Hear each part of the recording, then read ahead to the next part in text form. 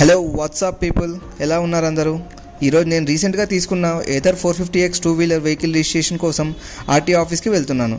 ఎవరికైతే ఈ registration process కొంచెం అర్థం కాకో, లేక ఫస్ట్ టైం వెళ్ళే వాళ్ళకి మనీ ఏజెంట్స్కి ఇవ్వడం ఎందుకు అని ఫీల్ అయ్యే వాళ్ళకి చాలా ఇన్ఫర్మేటివ్గా ఉంటుంది.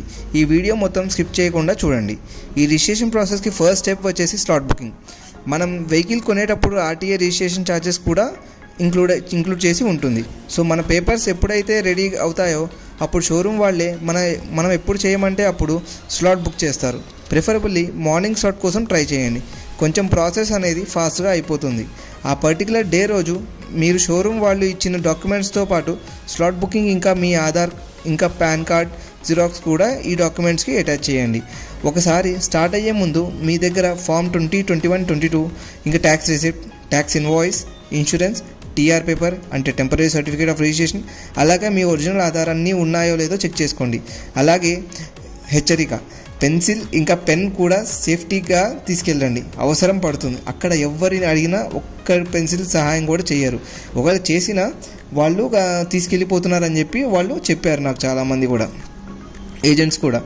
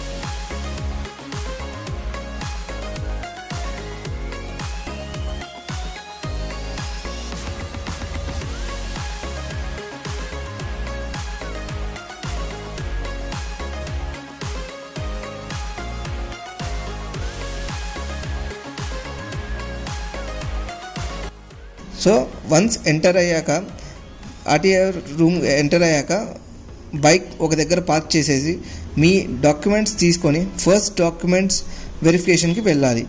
ఇది ఫస్ట్ స్టేజ్. అక్కడ డిఫరెంట్ కౌంటర్స్ ఉంటాయి. సో అక్కడ ఎవరిని అడిగినా చెప్తారు ఏ కౌంటర్కి వెళ్ళాలనేది.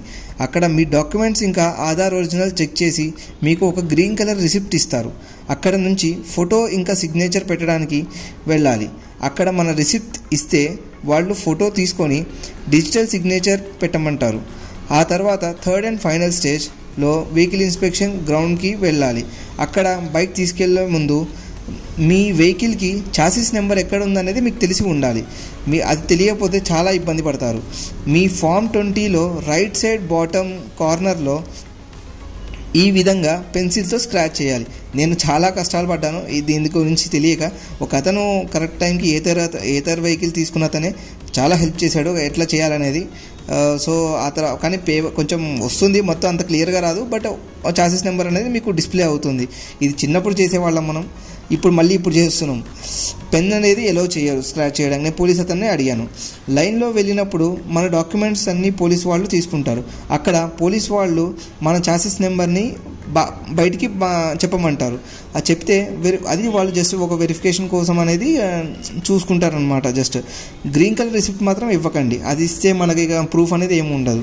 సో మన దగ్గర ప్రూఫ్ ఆర్ ఎక్నాలజ్మెంట్ లాగా ఆ గ్రీన్ కలర్ రిసిప్ట్ మాత్రమే ఉంటుంది. 2 బిజినెస్ వర్కింగ్ డేస్ లోపల మన ఆర్సీ నెంబర్ అనేది ఆన్లైన్లో మనం తెలుసుకోవచ్చు. 15 డేస్ లోపల మన నెంబర్ ప్లేట్ అనేది షోరూమ్కి వస్తుంది. అక్కడ వాళ్ళ చేత ఫిట్ చేయించుకోండి, సరిపోతుంది. ఈ వీడియో కనుక మీకు నచ్చినట్లయితే లైక్ చేయండి, షేర్ చేయండి, సబ్స్క్రైబ్ చేయండి.